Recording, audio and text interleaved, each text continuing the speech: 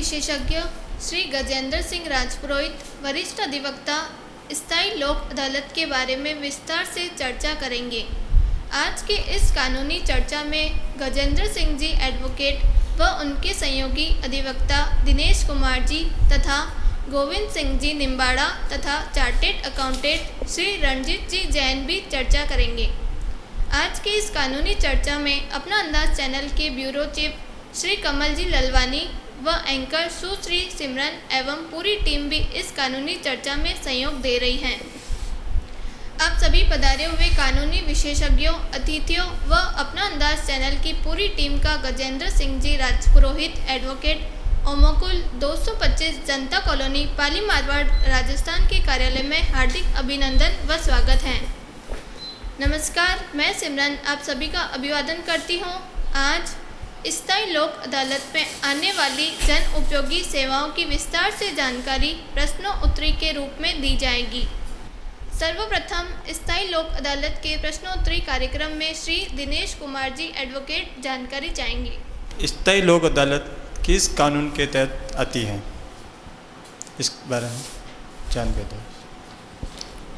स्थायी लोक अदालत जन उपयोगी सेवाएं के लिए बनाई गई है तथा स्थायी लोक अदालत विधिक सेवा प्राधिकरण 1987 की धारा 22 के तहत स्थापित की गई, जिसमें धारा 22A, धारा 22B, C, D और E के तहत स्थायी लोक अदालत की स्थापना तथा उनके फंक्शन तथा उनकी शक्तियाँ दर्शाई गई है।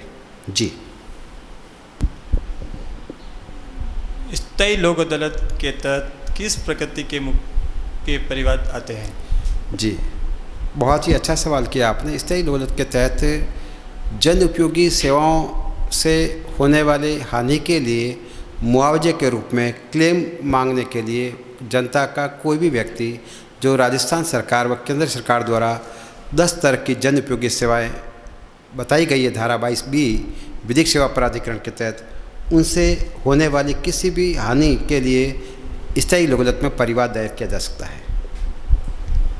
स्थायी लोक अदालत में कौन कौन सी जन उपयोगी सेवाएं आती हैं? स्थायी लोक अदालत के तहत परिवहन सेवाएं आती है। परिवहन सेवा के तहत जल, थल, वायु के तहत यात्रियों की सेवाएं कवर है तथा जल, थल, वायु के तहत भेजे जाने वाले व्यापारिक गुड्स ट्रांसपोर्टेशन भी कवर है। स्थायी लोक अदालत के तहत डाक, तार, टेलीफोन विभाग की सेवाएं कवर है। विद्युत आपूर्ति व जल सप्लाई संबंधी सेवाएं भी इसके तहत कवर है। जन स्वास्थ्य व स्वच्छता के संबंध में तमाम तरह की सेवाएं जैसे नगर परिषद, पंचायत, UIT, JDA जो भी उस शहर में यूनिट है वो सारी तरह के कवर है। चिकित्सा की सेवाएं जिसमें अस्पताल व तमाम डिस्पेंसरीज भी कवर है। बीमा सेवाएं कवर है। शिक्षा एवं शैक्षणिक संस्थान जो कोचिंग सेंटर वगैरह है सब इसमें तहत कवर है।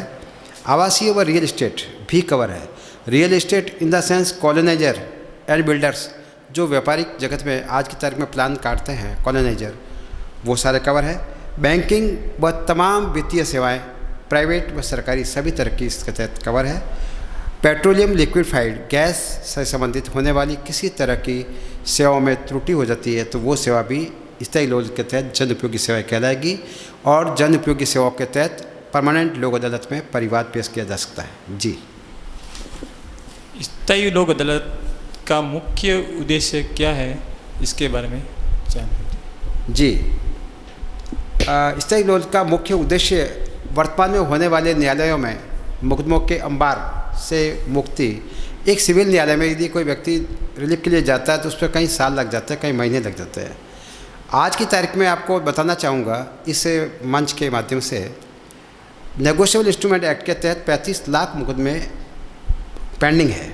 ऐसी पेंडेंसी में एक परिवादी को न्याय नहीं मिल सकता, इसलिए ऐसे मैकेनिज्म का ये एस्टेब्लिशमेंट किया गया है, स्थापना की गई है जिसके तहत सस्ता, सुलभ, शीघ्र न्याय मिल सके। और स्थायी लोक अदालत इसलिए भी की गई कि जो परमानेंट लोक अदालत से पहले लोक अदालतें थी उसमें कई तरह की कमियां थी, उन कमियों को सुधारने के लिए, फास्ट न्याय दिलाने के लिए जन उपयोगी सेवाएं को प्रीड लिटिगेशन के रूप में भी आप निस्तारित किया जा सकता है, समझाई से किया जा सकता है, सहमति से किया जा सकता है। जैसे कि कोई मुकदमा कोर्ट में विवाद पैदा होता है, उससे पहले दोनों पक्षकार चाहे तो न्यायालय में परमानेंट लोक अदालत के तहत आकर अपने दोनों पक्षकार उस मुकदमे की आपसी समझाई से, सेटलमेंट से या सुलह से, आर्बिट्रेशन के तहत वो मुकदमा दायर होने से पहले भी उसका समझाइश कर सकते हैं। इस प्रकार इस स्थायी लोक अदालत में व्यवस्था की गई है। जी, स्थायी लोक अदालत में परिवाद कौन कौन दायर कर सकते हैं? जी, स्थायी लोक अदालत के तहत कोई भी व्यक्ति परिवाद दायर कर सकता है या व्यक्तियों का समूह दायर कर सकता है, कोई संगठन दायर कर सकता है, कोई कंपनी दायर कर सकती है। कंपनी जो कृत्रिम व्यक्ति है वो कोई भी कंपनी भी दायर कर सकती है। इवन कि कोई फर्म, निगम या अन्य प्रतिनिधि भी इसके तहत परिवाद दायर कर सकते हैं। जी, स्थायी लोक अदालत में परिवाद दायर कराने में से क्या क्या लाभ है? परमानेंट लोक अदालत के तहत परिवाद प्रस्तुत करने पर आम व्यक्ति को साधारण व्यवस्था, साधारण तंत्र के रूप में ये मैकेनिज्म उपलब्ध है। इसके तहत कोई भी व्यक्ति या संबंधित पक्षकार स्थायी लोक अदालत में सीधा ही एक सामान्य प्रार्थना पत्र के आधार पर परिवाद पेश किया जा सकता है। सौहार्दपूर्ण समझौता होता है, एमिकेबली, प्यार से, सहमति से दोनों पक्षकारों का मान सम्मान बना रहे। मैं आपको इस बताना चाहूँगा मंच से कि जनरली कोर्ट में ये होता है कि एक वादी और प्रतिवादी होता है, एक की हार और एक दूसरे की जीत होती है। लेकिन इस स्थायी लोक के तहत दोनों पक्षकारों की आपसी समझाई से, सुलह से और सेटलमेंट से जो मुकदमे का निस्तारण किया जाता है, उनमें किसी की हार या किसी की जीत नहीं होती। तथा आज की तारीख में भारत में कानून इतने टेक्निकल है, टिपिकल है, उन टिपिकल और पेचीदे कानूनों की पेचीदगियों में उलझ के मामला सालों साल, पीढ़ी दर पीढ़ी चलता रहता है। उस समस्या को सॉल्यूशन के लिए स्थायी लोक अदालत के तहत सरल प्रक्रिया के तहत परिवाद पेश किया जा सकता है। तथा आज के ज़माने में होने वाले भारी भरकम महंगे अदालती खर्चों से भी बचा जा सकता है। कोर्ट फीस में बताना चाहूँगा कि इस स्थायी लोक के तहत किसी तरह की न्यायालय शुल्क नहीं लगती, स्टैम्प ड्यूटी नहीं लगती। तथा सबसे बड़ी बात इस मंच से बताना चाहूँगा कि इस कानून के तहत जो मुकदमा का निस्तारण होता है उसकी अपील या रिवीजन भारत के किसी न्यायालय में नहीं होती। जी, वायु परिवहन सेवा के विरुद्ध स्थायी लोक अदालत में परिवाद दर्ज कराया जा सकता है क्या? जी, वायु सेवा परिवहन सेवाओं के संबंध में सभी तरह की एयरलाइंस, निजी एवं सरकारी सारी संस्थाएं कवर है। तथा जितने भी ट्रेवलिंग एजेंट हैं जो एयरलाइंस टिकट बुक करते हैं, वो सारे एजेंट्स या ट्रेवलिंग एजेंसियां भी इसके तहत कवर है। वायु परिवहन सेवाओं में किस प्रकार के विवाद शामिल हैं? वायु परिवहन सेवाओं के तहत यदि एयरलाइंस में होने वाली यात्रा के तहत किसी तरह की रिफ्रेशमेंट के बारे में, पानी के बारे में, बैठने की प्रॉपर व्यवस्था के बारे में, लगेज रखने के बारे में या लगेज खो जाता है उसके बारे में कोई तरह की डेफिसिएंसी होती है तो कवर है। तथा वायु सेवा के तहत पेमेंट कर दिया जाता है, फिर भी बिल्कुल हवाई यात्रा शुरू होने से पहले बिना पूर्व सूचना के ये कहा जाता है किसी अपरिहार्य कारणों से प्लेन कैंसिल हो गया है या वायु सेवाएं रद्द कर दी गई है या एयरप्लेन का जो यात्रा है वो प्रॉपर समय से नहीं हो पाती। इसके कारण यात्री को गंतव्य स्थान पर पहुंचने में देरी हो जाती है। कई बार बड़े बड़े अपॉइंटमेंट छूट जाते हैं, कॉमर्शियल डीलिंग छूट जाती है। ऐसी परिस्थितियों में टिकट होने के बावजूद भी एक यात्री को जो असुविधा होती है उसके लिए एयरलाइंस जिम्मेवार है। जी, अभी सर उपभोक्ता में समय कितना लगता है, जब 6 महीना साल भर, जब तक उपभोक्ता में फैसला कब होता है? जी, कमल जी मैं बताना चाहूँगा इस स्थायी लोक अदालत में मुकदमा जो दायर होता है उसके 6 माह के तहत निस्तारण हो जाता है और सबसे फास्ट और शीघ्र निस्तारण की न्याय प्रक्रिया है। जी दिनेश जी, इसमें स्थायी लोक अदालत में जब मुकदमा दर्ज कराना चाहते हैं तो अगले के पास क्या क्या फॉर्मेलिटी होनी चाहिए? स्थायी लोक के तहत परिवाद न्यायालय में दर्ज कराने के वक्त परिवाद के विषय वस्तु संबंध में जो दस्तावेज है वो होना चाहिए, और वो विषय वस्तु संबंध में वाउचर है या बिल है, या उसने इस शिकायत के निवारण के लिए संबंधित विभाग को क्या क्या पत्राचार किए थे, वो पत्राचार होना आवश्यक हो। सारे उस परिवाद दर्ज करेंगे, उसमें साथ लगाए जाएंगे कि उसने स्थायी लोक में आने से पहले कहाँ पे भी अपनी अप्रोच की है। गोविंद सिंह जी। श्री गोविंद सिंह जी निम्बाड़ा एडवोकेट स्थायी लोक अदालत के बारे में जानकारी चाहेंगे। सर नमस्कार। सर, परिवहन सेवाओं में लापरवाही के लिए कौन कौन सी विभाग जिम्मेवार है? जी, परिवहन सेवाओं के लिए राजकीय व प्राइवेट टूर एंड ट्रेवलर्स सारी तरह की ट्रांसपोर्टेशंस कवर्ड है, सभी तरह के परिवहनकर्ता कवर है, सभी तरह की जहाज कंपनियां निजी व सरकारी कवर है, सारी तरह की ट्रेवलिंग एजेंसियां कवर है। जी सर, परिवहन सेवाओं में किस प्रकार के विवाद आते हैं? जी, परिवहन सेवा के तहत होने वाली ट्रेवलिंग समय पर नहीं पहुंचती है कवर है। इवन कि दुर्घटना की स्थिति में दूसरी बस या कार की व्यवस्था टूर एंड ट्रेवलर्स के द्वारा अवेलेबल नहीं करवाना कवर है। ड्राइवर और कंडक्टर के द्वारा नियमों के विरुद्ध किसी तरह की यात्रा के दरमियान ड्रिंक्स कर लेना या नियमों की पालना नहीं करना, यात्रियों को परेशान करना, तथा कई बार यात्रियों के द्वारा पैसा देने के बावजूद भी टिकट नहीं दिया जाता, ये सामान्य प्रॉब्लम होती है। ऐसी परिस्थितियों में भी यात्री परिवाद दायर कर सकता है। परिवहन सेवाओं के तहत जो जिस जिस गाड़ी में या कार में कर रहे हो वो गंदी है, उनकी सीटें फटी हुई है, खिड़कियां टूटी हुई है, जिसके कारण आपको गर्मी के दिनों में गर्मी लग रही है, या गाड़ी एसी है लेकिन एसी की सेवाएं प्रॉपर नहीं है, तो भी आप इस सेवा के तहत कवर है। इवन कि कई बार डिलीवरी की बात जहाँ तक होती है, ट्रांसपोर्ट से जो माल भेजते हैं आप और माल आपका समय पे नहीं पहुँचता है, माल लूज हो जाता है, माल शॉर्ट हो जाता है, माल मिस हो जाता है, गुम हो जाता है, वैसी परिस्थितियों में भी एक परिवादी उस टूर एंड ट्रेवलर्स के खिलाफ में या कार्गो के विरुद्ध में या ट्रांसपोर्टेशन के विरुद्ध में परिवाद पेश किया जा सकता है। सर्विस प्रोवाइडर द्वारा लापरवाही बरतने के कारण भी उपभोक्ता को जो क्षति होती है, जैसे कि आपने ट्रांसपोर्ट से माल भेजा और माल की गांठ गुम गई या माल लूज हो गया, माल की गांठें से कुछ सामान चोरी हो गया, तो उसके लिए भी ट्रांसपोर्टेशन कंपनी जिम्मेवार है। जी सर, डाक तार टेलीफोन सेवाओं के लिए कौन सी विभाग जिम्मेवार है? जी, डाक तार टेलीफोन विभाग के लिए डाक तार विभाग, भारतीय डाक तार विभाग जिम्मेवार है। प्राइवेट कोरियर संस्थान सारे कवर है। BSNL तथा प्राइवेट सेल ऑपरेटर्स कवर है। इंटरनेट टेलीफोन का ज़माना है, वो सभी तरह के सरकारी तथा प्राइवेट सब तरह की सेवा देने वाले संस्थान इसके तहत संचार व्यवस्था के लिए जिम्मेवार है, उनके विरुद्ध में भी परिवाद पेश किया जा सकता है। जी, इसमें किस प्रकार विवाद सम्मिलित है? किस प्रकार के?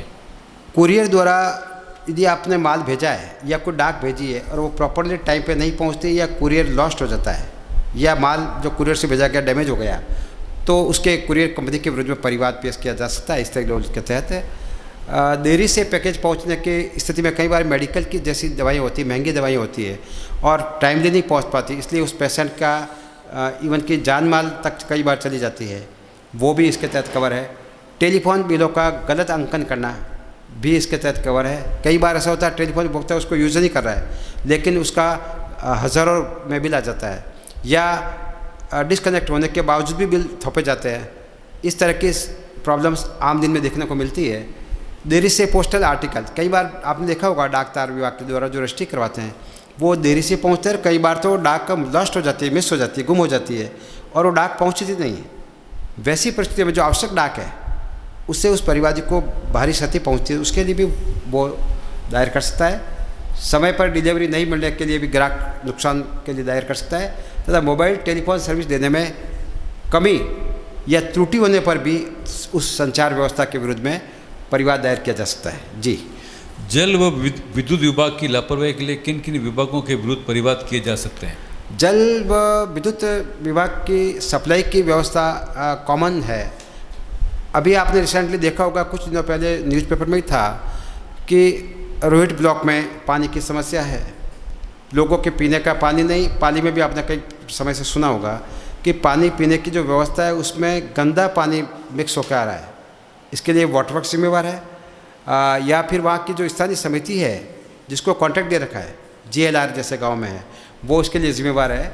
साथ ही जहाँ ठेकेदारी प्रथा पे कुछ कॉन्ट्रैक्ट दिए जाते हैं तो भले ही वो कॉन्ट्रैक्टर प्राइवेट है लेकिन वो उस संस्था द्वारा उसको काम सौंपा गया है, तो वो पानी और विद्युत सप्लाई प्रॉपर नहीं करता है या समय की कटौती नहीं होते हुए भी कटौती कर लेते हैं या पानी कम देते हैं, पानी का दुरुपयोग करते हैं। कई बार आपने सुना होगा कि पानी के अवैध कनेक्शन होते हैं, तो प्रॉपरली जो कंज्यूमर है जो बिल पे करते हैं उनको पानी नहीं मिलता है और अवैध कनेक्शन वालों को भी पानी मिल जाता है। आज के न्यूज़पेपर में था कि रोहित ब्लॉक में करीब 46 जोनों के अवैध कनेक्शन काटे गए। कई बार आपने देखा होगा जैन साहब कि कॉमर्शियल संस्थाओं को पानी अवेलेबल करवाया जाता है और जनता के पीने की समस्या हो जाती है।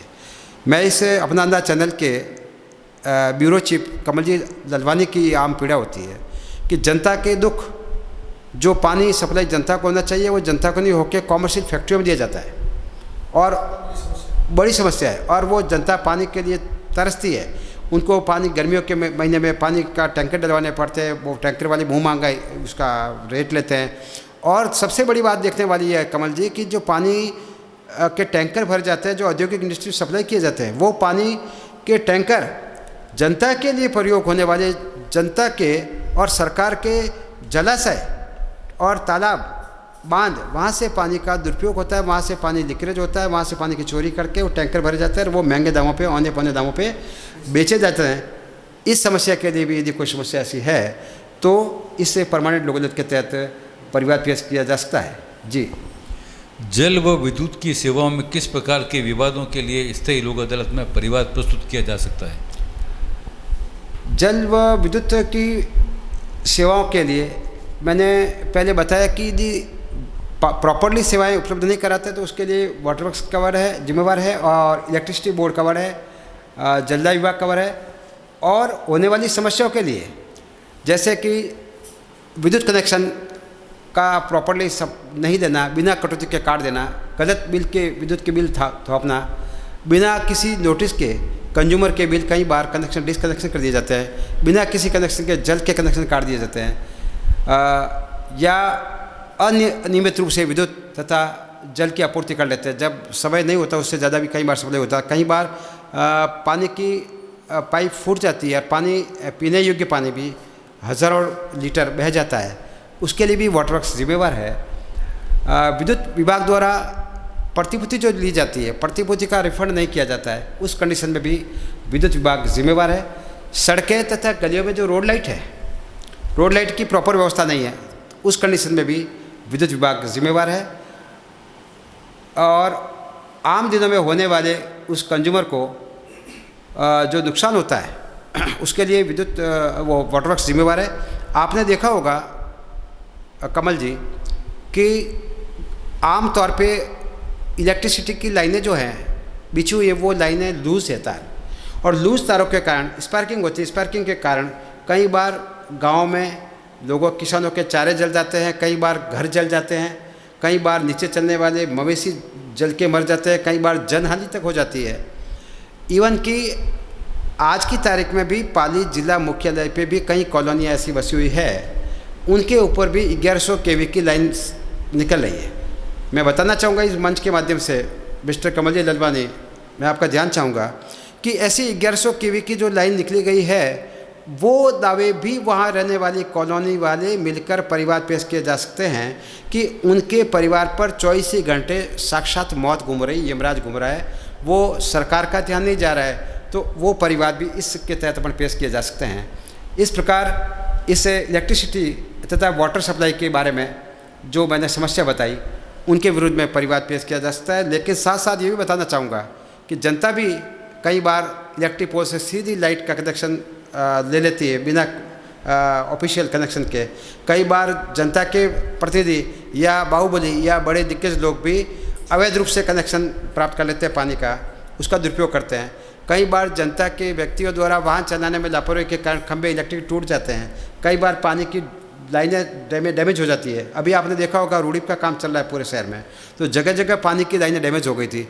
तो ऐसी जनता के उपयोग की सेवाओं को किसी व्यक्ति द्वारा, किसी संस्था द्वारा, किसी न्यूसेंस करने वाले व्यक्ति द्वारा बाधित किया जाता है तो उसके विरोध में जलदाय विभाग तथा इलेक्ट्रिसिटी बोर्ड भी अपना परिवाद पेश कर सकते हैं। इवन कि कई बार देखा होगा गलत रीडिंग, मीटर की गलत रीडिंग आती है और मनमाने तौर से बिल थोपे जाते हैं, तो उसके विरुद्ध में भी जनता का कोई भी व्यक्ति, कोई भी संगठन, कोई भी प्रतिनिधि या उसकी तरफ से प्रतिनिधि या अधिवक्ता स्थायी लोक अदालत के तहत अपना परिवाद दायर करके जन उपयोगी सेवाओं के तहत राहत ले सकता है।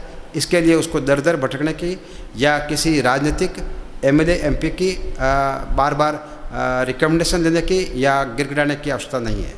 मैं इस मंच से ये भी बताना चाहूँगा कि आप किसी जिले के एमपी नहीं हैं, किसी क्षेत्र के विधायक नहीं हैं, लेकिन आप उस गांव के, शहर के, ढाणी के, कस्बे के जन जागरूक है, आप एक एक्टिव व्यक्ति है, एक सामाजिक कार्यकर्ता है, तो आप वो काम कर सकते हैं जो एक एमएलए या एमपी नहीं कर सकता। वो काम आप परमानेंट लोक अदालत के तहत, स्थायी लोक अदालत के तहत जन उपयोगी 10 तरह की सेवाओं के विरुद्ध में जनता का ग्रीवेंसेस प्रस्तुत करके उसको राहत दिला सकते हैं। जी। जन संरक्षण एवं स्वच्छता के लिए कौन कौन से विभाग जिम्मेवार हैं? जी, जन स्वास्थ्य तथा स्वच्छता आदरणीय नरेंद्र मोदी जी का एक स्लोगन है, स्वच्छ भारत अभियान। मैं आपको बताना चाहूँगा कि जन स्वास्थ्य भारतीय संविधान का तहत ये है कि प्रत्येक व्यक्ति को अपने ढंग से जीने का अधिकार है। प्रत्येक व्यक्ति को स्वास्थ्य तथा स्वच्छता के लिए वहाँ की सरकार जिम्मेवार है। इसके तहत बताना चाहूँगा कि यदि आपकी गलियों में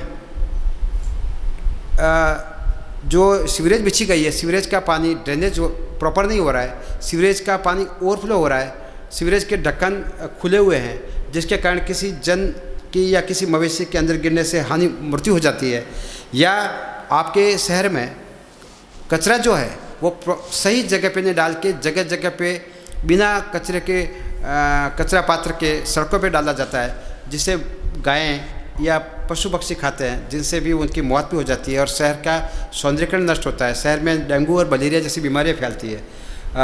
इसके लिए वो नगर पालिका या पंचायत जिम्मेवार है, या उस शहर की ऐसी व्यवस्था, स्वच्छता व्यवस्था किसी ठेकेदारी को दी जाती है तो ठेकेदार संस्था या वह निगम भी जिम्मेवार है। इवन कि प्राइवेट बिल्डर्स और कॉलोनाइजर भी इसके लिए जिम्मेवार है। किसी शहर में कॉलोनी काटी जाती है तो उसको प्रॉपरली ऑफिशियल जो नगर पालिका या जेडीए की संस्था है उनसे अप्रूव करा के ही कॉलोनी काटी जाएगी, प्रॉपर उसके पार्किंग छोड़े जाएंगे, प्रॉपर जाएंगे। जैन साहब, इस मंच से बताना चाहूँगा आपको कि यदि किसी शहर में बगीचे हैं और उन बगीचों की साफ सफाई प्रॉपर नहीं होती है तो उसके विरुद्ध में भी इस स्थायी लोक में परिवाद पेश किया जा सकता है।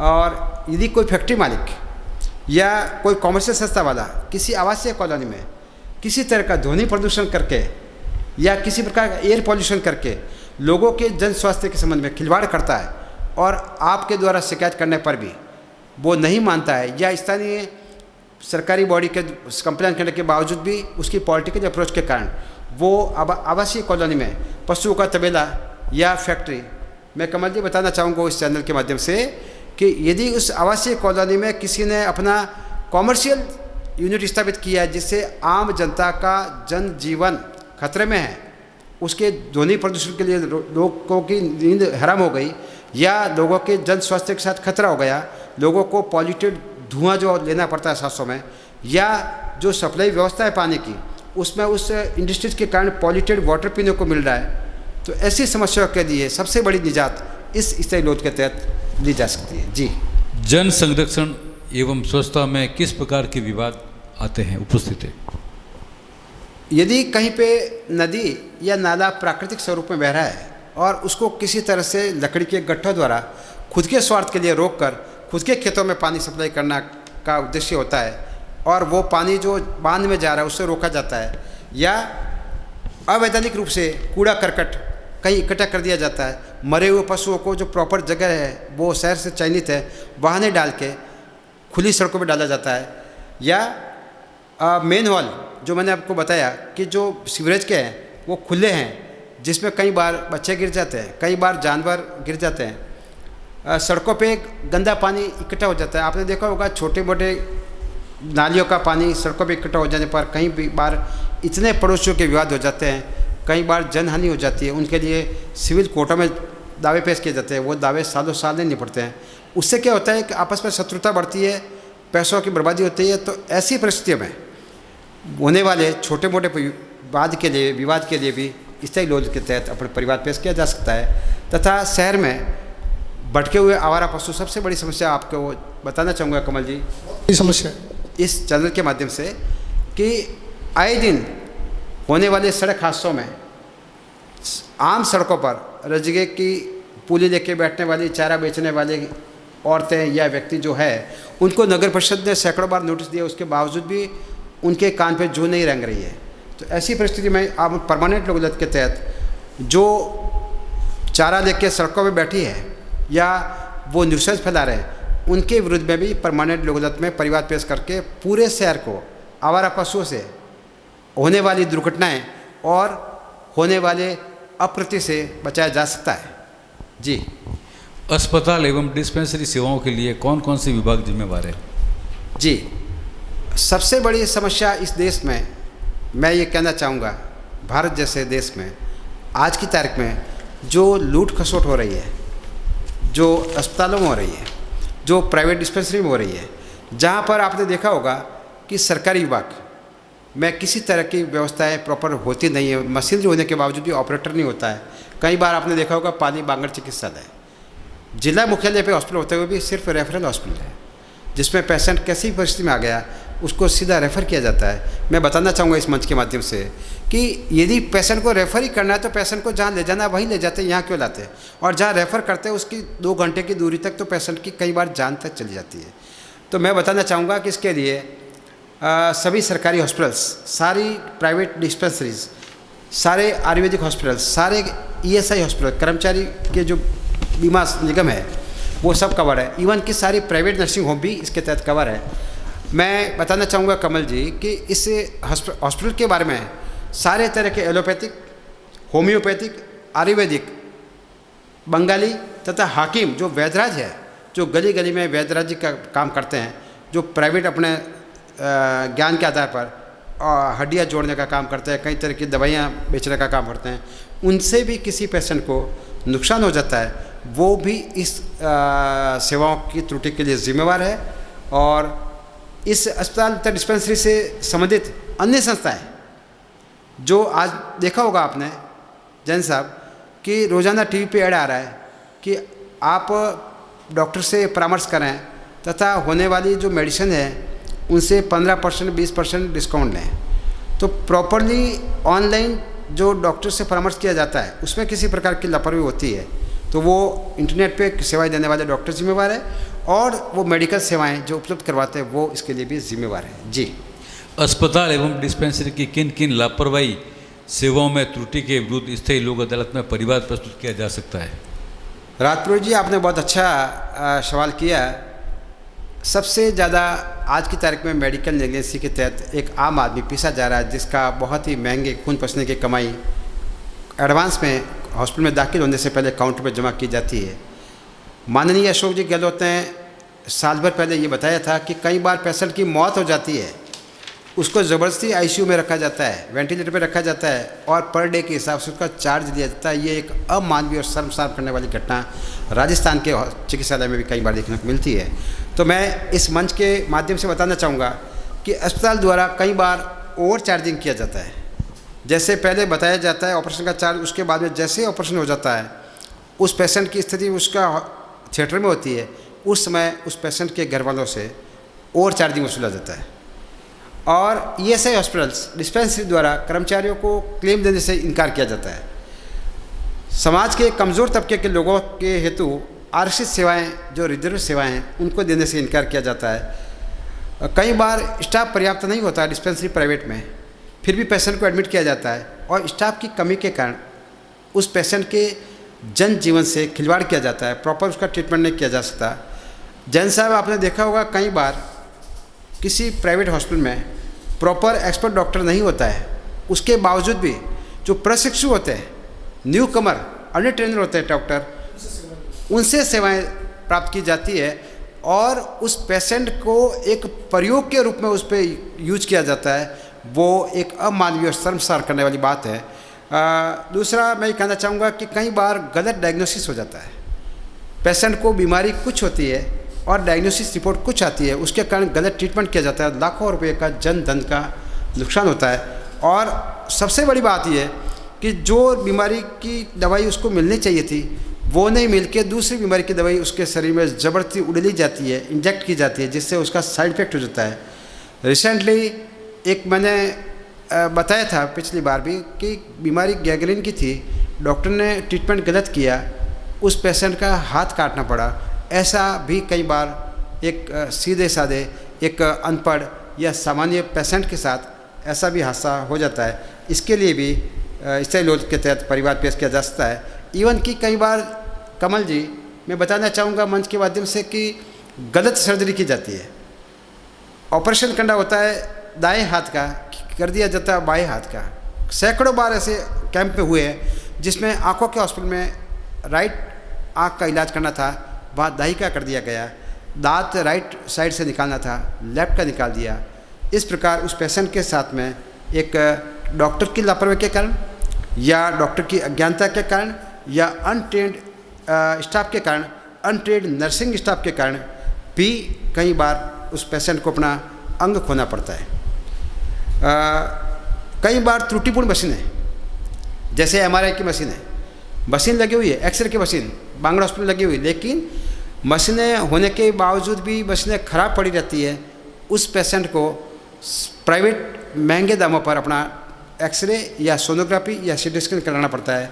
ऐसी परिस्थितियों में भी वो सरकारी हॉस्पिटल जिम्मेवार है, उसके विरोध में भी स्थायी लोक के तहत परिवाद पेश किया जा सकता है।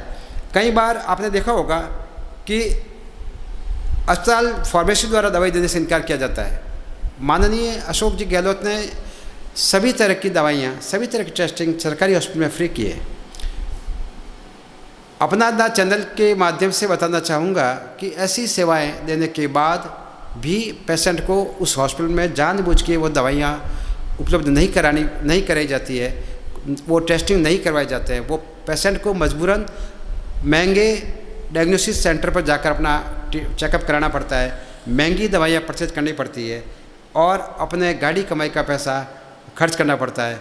इसलिए वो पेशेंट को उस महंगे डायग्नोसिस सेंटर पर जाने में या महंगी दवाइयाँ खरीदने में अपना समय व धन नष्ट करना पड़ता है। उसके विरुद्ध में भी आप इस परमानेंट लोक अदालत के अंदर दावा पेश किया जा सकता है। इवन की सबसे बड़ी घटना ये है कि कई बार आपने देखा होगा जैन साहब कि डॉक्टर द्वारा पेशेंट का ऑपरेशन करते वक्त उस भावुक पेशेंट, इमोशनल पेशेंट के शरीर से कई बार महंगे ऑर्गन, शरीर के अंग निकाल दिए जाते हैं। सैकड़ों बार आपने अखबार में पढ़ा होगा, कई बार आपने देखा होगा किडनियाँ निकाल दी जाती है, कई बार उसके महंगे ऑर्गन निकाल दिए जाते हैं और पेशेंट को ऑपरेशन करके जब घर चला जाता है कुछ समय बाद उसको वापस शारीरिक पीड़ा होती है। वो दूसरे डायग्नोसिस सेंटर पे, बड़े सेंटर पर टेस्ट करवाता है, जब पता चलता है उसकी तो किडनी गायब है। इससे बड़ी शर्मनाक बात कुछ हो नहीं सकती। ऐसी परिस्थितियों में उस चिकित्सालय के विरुद्ध में, उस डिस्पेंसरी के विरुद्ध में, उस डॉक्टर के विरुद्ध में एक स्थायी लोक के तहत परिवाद पेश किया जा सकता है कि डॉक्टर का अमानवीय व्यवहार कह सकते हैं इसको, या डॉक्टर का दैत्य रूप के कारण अंगों का निकाल देना और उन अंगों को महंगे दामों पर बेच देना भी स्थायी लोक के तहत उसकी सेवाओं के विरुद्ध में परिवाद पेश किया जा सकता है। इस प्रकार कई बार आपने देखा होगा कि लड़ाई हो जाती है, लड़ाई में आपराधिक मामले में फायरिंग हो जाती है, गोलियां चल जाती है, तो डॉक्टर ये कह के उस पेशेंट को मना नहीं कर सकता कि आपने आपराधिक कृत्य किया है, मैं आपका ट्रीटमेंट नहीं करूँगा, पहले पुलिस रिपोर्ट दर्ज करवाइए। ऑनरेबल स्टेट गवर्नमेंट ने ये सर्कुलर पास कर दिया कि किसी भी पेशेंट को पहले उसका ट्रीटमेंट किया जाए, उसकी FIR दर्ज करना जरूरी नहीं। जैसे इवन के एक्सीडेंट केस में भी आपने देखा होगा, कई बार ऐसा देखने में होता है कि एक्सीडेंट केस में पहले पुलिस वाले कहते हैं FIR दर्ज कराओ फिर आपका ट्रीटमेंट करवाएंगे। ऐसा नहीं है। अब ये सरकार ने घोषणा कर दी कि किसी भी सड़क दुर्घटना में किसी व्यक्ति की जान माल की हानि होती है, उसको पहले उसका राइट है ट्रीटमेंट दिया जाए। उस डॉक्टर को ये भी नहीं देखना पड़ेगा कि उसके पास पैसे है या नहीं, पैसा कितना लगेगा। इवन कि सरकार ने यह कह दिया कि सड़क दुर्घटना में नुकसान होता है तो 5 लाख तक का ट्रीटमेंट उसका हॉस्पिटल को करना पड़ेगा। और उसके लिए रिस्पॉन्सिबल सरकार होगी, सरकार पैसा देगी। यदि पैसा उस पेशेंट के साथ में कोई परिजन नहीं है, वैसी परिस्थिति में उसका जीवन बचाना प्रथम कर्तव्य सरकार का है। जी नमस्कार। एडवोकेट सर, मैं आपसे एक सवाल पूछना चाहता हूं कि बीमा सेवाओं में लापरवाही के लिए कौन कौन जिम्मेवार हैं? जी, बीमा सेवाओं के लिए लापरवाही के लिए सभी तरह की सरकारी तथा प्राइवेट कंपनियां जिम्मेवार है। सभी तरह के बीमा एजेंट, सभी तरह के बीमा एडवाइज़र, सभी तरह के चिकित्सालय जो मेडिक्लेम पॉलिसी के तहत उनके पैनल डॉक्टर उसको बीमा धारक को चेक करते हैं, जैसे कि TPA, third party insurance company.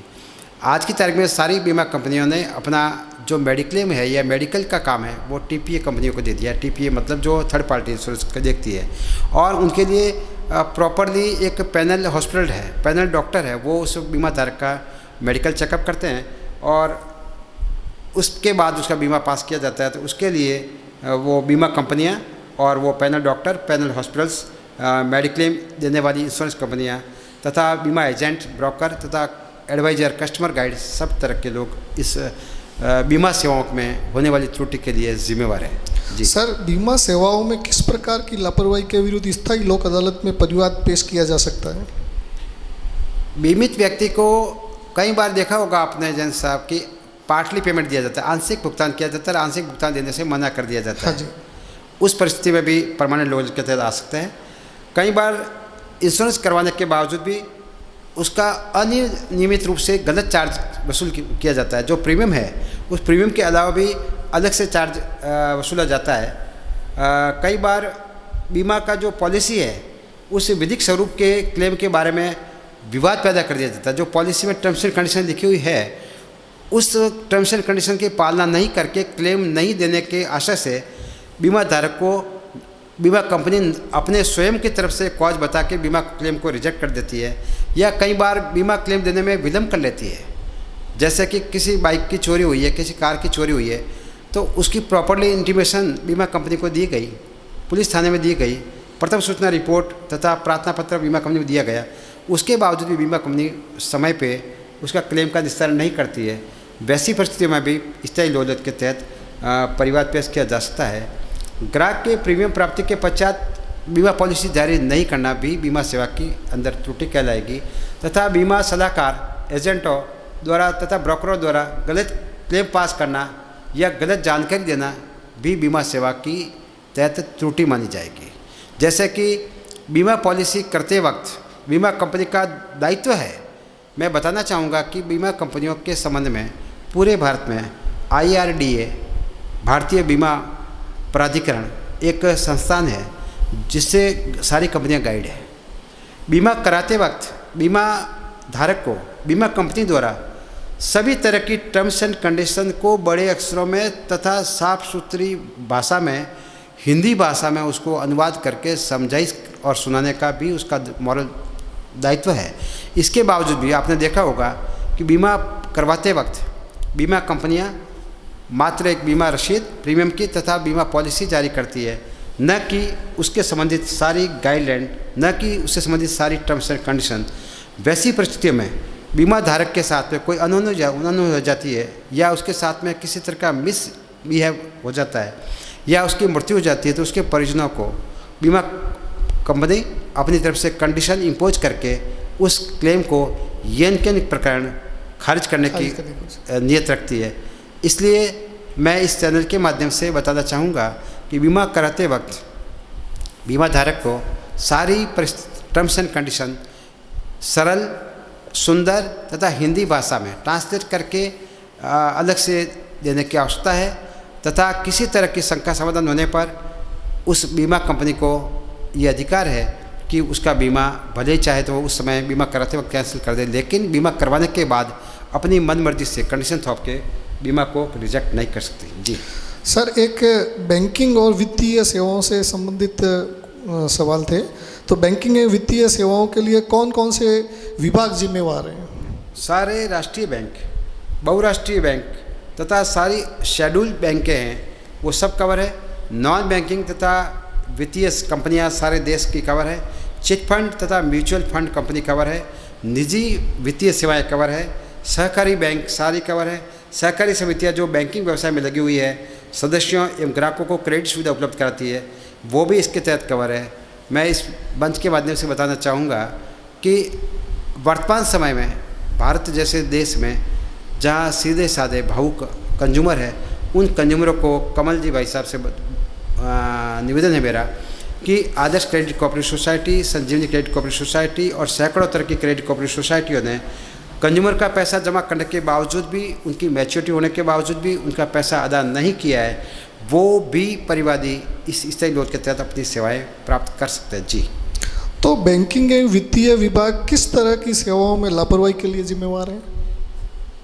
Banking अपनी सेवाओं में त्रुटि के लिए जिम्मेवार है। समय पे चेक बना के नहीं देना, समय पे बैंक ड्राफ्ट बना के नहीं देना, चेक या बैंक का लॉस हो जाना, तय लोन के समय जो ब्याज रेट तय की जाती है, उस ब्याज रेट तय होने के बावजूद भी मनमाने तरीके से ब्याज की रेट को बिना ग्राहक को इंटीमेशन दिए बढ़ाना, या जो FDR है कंज्यूमर की, उपभोक्ता की, उस उपभोक्ता की ब्याज दर तय होने के बाद भी बैंक द्वारा बिना सूचना के ब्याज दर को कम करना।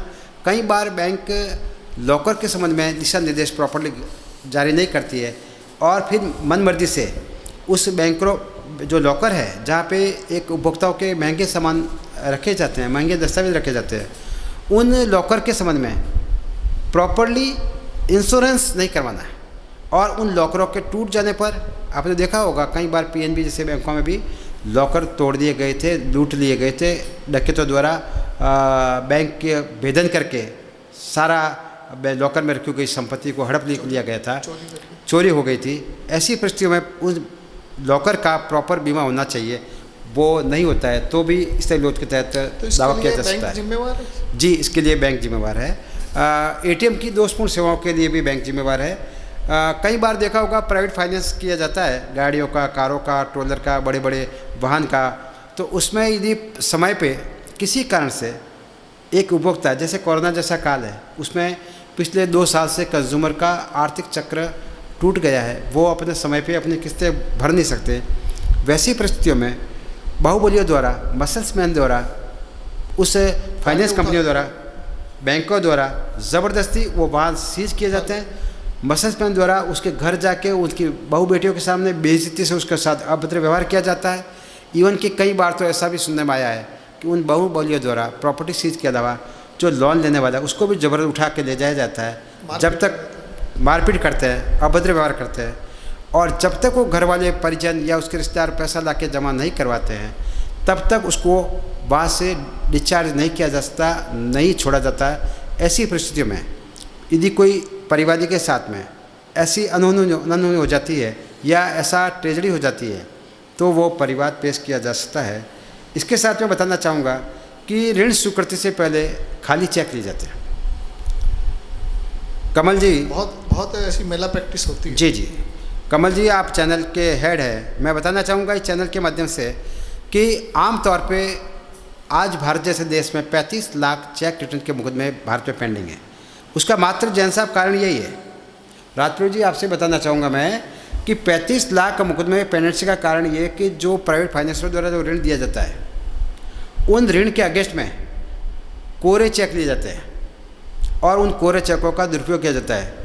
दिनेश जी वकील साहब आपसे बताना चाहूँगा कि ये आए दिन की लोगों की मेला प्रैक्टिस हो गई है और एक आम आदमी जिसको 10,000 के लोन की आवश्यकता थी उसके अगेंस्ट भी 4-4 चेक लिए जाते हैं। वो अलग अलग बिजनेसमैन वो उनके खिलाफ में वो परिवाद लगाते हैं। और चेक का कानून इतना टिपिकल कानून है कि यदि चेक पर सिग्नेचर आपके है तो सो मोटो ये प्रथम दृष्टया माना जाता है कि आप में पैसा मांगता था। उस कानून का गलत फ़ायदा उठाकर भी वो चेक प्राप्त करने वाले व्यक्ति उसका दुरुपयोग करके चेक के न्यायालय से उस चेक का दुगना तथा 2 साल की सज़ा उस लॉनी को दिलवाते हैं और इस पर कई बार वो सफल भी हो जाते हैं। मैं बताना चाहूँगा कि वित्तीय कंपनियों द्वारा कई बार ग्राहकों को प्रॉपर्ली टर्म्स एंड कंडीशन नहीं दिखाई जाती कि हमारा ब्याज दर कब कब बढ़ेगा या फ्लैट है या फिक्स है। उसके बावजूद भी कई बार ऋण चुका दिया जाता है, उसके बाद भी उसको असल डॉक्यूमेंट नहीं दिए जाते हैं। उसको ऋण चुकाने के बावजूद भी, असल डॉक्यूमेंट नहीं देने के बावजूद उस उपभोक्ता के साथ में कई तरह के हिडन चार्ज अलग से लिए जाते हैं कि असल डॉक्यूमेंट चाहिए तो आपको अलग से ये चार्ज देना पड़ेगा। वैसी परिस्थितियों में भी स्थायी लोन के तहत अपन परिवार पेश कर सकते हैं। इसके अलावा सावधि जो FDR है वो आपने देखा होगा, मैंने पहले जिक्र किया था कि अभी क्रेडिट कोऑपरेटिव सोसाइटियाँ जो गली गली में कुकर मुत्ते की भांति पैदा हो गई है, बहुत है। उन क्रेडिट कोऑपरेटिव सोसाइटियाँ, उन प्राइवेट फाइनेंस संस्थाओं ने, उन प्राइवेट वित्तीय संस्थाओं ने, उन क्रेडिट कोऑपरेटिव सोसाइटियों ने, बैंकों ने FDR मैच्योर होने के बावजूद भी ये कहकर उस FDR को नहीं दे रहे हैं कि आपकी FDR को हमने आगे शिफ्ट कर दिया है, आगे टर्म के लिए बढ़ा दिया है, जबकि उस परिवार के घर में बूढ़ी माँ है, बूढ़े पिताजी है, उसकी बहन की शादी करनी है, उसके घर का मकान बनाना है, वैसी परिस्थिति कराई थी। लेकिन वो प्राइवेट संस्थान अपनी मन मर्जी से उस FDR की डेट आगे बढ़ाने का झूठा आश्वासन देके वो FDR जबरदस्ती दबा के बैठ जाते हैं। ऐसी परिस्थितियों में भी उसके विरुद्ध में ये परिवार पेश किया जा सकता है। इसके साथ स्टाफ द्वारा उसके साथ में कई बार कपटपूर्ण व्यवहार किया जाता है। हमने कई बार सुना है कि उस कंज्यूमर के ATM द्वारा, बैंक के स्टाफ द्वारा या उस कंज्यूमर के खातों से कई बार बैंक के स्टाफ द्वारा ही पैसा विड्रॉल किया जाता है। रिसेंटली एक आपने सुना होगा, पाली जिले के पैरवा गाँव में एक डाकिया द्वारा जो आइडिया करते हैं, जो गरीब बेचारे छोटी छोटी बचत करते हैं, उनके खातों से फर्जी पासबुक बैंक की बनाकर करोड़ों रुपए का कब्जा किया गया। ऐसी शर्मसार करने वाली घटनाएं भी सरकारी डाक तार विभाग के कर्मचारियों द्वारा भी देखने को आती है। वैसी शिकायत के बाद में आप स्थायी लोन के तहत परिवार पेश कर सकते हैं। आगे मैं बताना चाहूँगा कि हाउस लोन की जहाँ तक बात है कि हाउस लोन में प्रोसेस फीस वसूली जाती है, वो गलत है। हाउस लोन का ज़बरदस्ती इंश्योरेंस किया जाता है, वो उनकी चहेती बीमा कंपनियों द्वारा बड़ा प्रीमियम दिया जाता है, और जब कभी भी उस हाउस लोन के लेने वाले के व्यक्ति की मृत्यु हो जाती है या हाउस जो बनाया है वो किसी आपदा के कारण ध्वस्त हो जाता है, उन परिस्थितियों में बीमा क्लेम देने से रिजेक्ट कर लेती है। उस परिस्थिति में भी परिवादी अपना परिवार स्थायी लोन के तहत परिवार पेश किया जा सकता है। इस प्रकार एक जनउपयोगी सेवाएं के तहत एक उपभोक्ता, आम व्यक्ति, आम संगठन, आम कंपनी, आम पंजीकृत या अपंजीकृत संस्था या उसकी तरफ से प्रतिनिधि या जनप्रतिनिधि परमानेंट लोक अदालत में जो प्रत्येक जिला मुख्यालय पर स्थापित है उसमें अपना सामान्य प्रार्थना पत्र के आधार पर परिवार प्रस्तुत कर सकता है। जी धन्यवाद एडवोकेट साहब, आपने बहुत अच्छी जानकारी दी और इससे ऐसा लगता है कि काफ़ी कुछ समस्याओं का समाधान स्थायी लोक अदालत और लोक अदालत के माध्यम से आम आदमी को मिल सकता है। जी धन्यवाद। जी नमस्कार। रिसेंटली आपने देखा होगा कि बीकानेर में एक PMB हॉस्पिटल है, उसके तहत 25 करोड़ रुपए लगाकर ट्रोमा वार्ड बनाया गया था और उसमें CT स्कैन की मशीन नहीं थी। तो स्थायी लोलत के तहत ये परिवार लगाया गया कि बीकानेर जैसे संभाग स्तर पर इतना बड़ा जब ट्रोमा वार्ड बनाया गया है और उसके बावजूद उस पर CT स्कैन मशीन नहीं है, तो माननीय स्थायी लोलत बीकानेर ने ये आदेश पारित किया कि 6 माह में CT स्कैन की मशीन एस्टेब्लिश की जावे, लगाई जावे। मैं इस मंच के माध्यम से ये कहना चाहूँगा कि पब्लिक में होने वाली असुविधाओं के लिए ही नहीं, लेकिन पब्लिक में जो सेवाएं सरकार की 10 तरह की जनउपयोगी सेवाएं बताई गई है, उन सेवाओं में किसी तरह की कमी के लिए तो आ ही सकते हैं, लेकिन किसी तरह की असुविधा के लिए भी परमानेंट लोक अदालत के तहत परिवार पेश किया जा सकता है। जैसे कि सार्वजनिक बगीचा है, उसमें रोज़ाना शहर के बूढ़े बुजुर्ग लोग घूमने जाते हैं, बच्चे घूमने जाते हैं, बच्चे खेलने जाते हैं, वहाँ पर उस पार्क में प्रॉपरली साफ़ सफाई नहीं है। पार्क में असामाजिक तत्व आके बैठ के शराब पीते हैं, पार्क में मरे हुए जानवर पड़े हैं, पार्क में पौधों को प्रॉपर पानी नहीं पिलाया जाता है, पार्क में प्रॉपरली शेड नहीं है, पार्क में प्रॉपरली एंटरटेनमेंट के झूले नहीं हैं। तो उस शहर की, उस पंचायत की, उस JDA की, उस UIT की वो जिम्मेवारी है कि शहर के लोगों के मनोरंजन के साधन भी उपलब्ध कराएं। वो उस संस्था की जिम्मेवारी है कि उस शहर के रहने वाले लोगों के जन स्वास्थ्य व स्वच्छता संबंधी प्रत्येक तरह की जिम्मेवारी को बखूबी से निभाए। वरना आज सारे उपभोक्ता जाग गए हैं, आज सारे व्यक्ति जाग गए हैं।